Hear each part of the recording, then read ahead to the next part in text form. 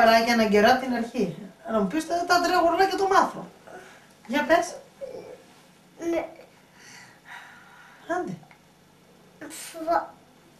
Μια φορά και έναν καιρό ήταν τρία γουρνάκια. Και μετά τα γουρνάκια ψήνουν σε ένα μέλλον να βρουν ένα μέλλον να φτιάχνουν δάσο. Το σπίτι τους. Το σπίτι του. Και μετά αρχίζουν να φτιάχνουν το πιτάκι του και μετά άρχισε ο Λύκος έρχεται μαζί με την Αλεπού να αφήσει το σπίτι του γουλουνιού και να μπει μέσα.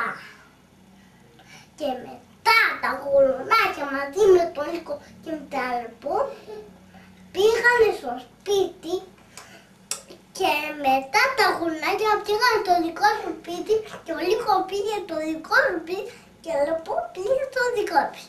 Και μετά όλα είναι καλά και είναι καλύτερα. Μπράβο.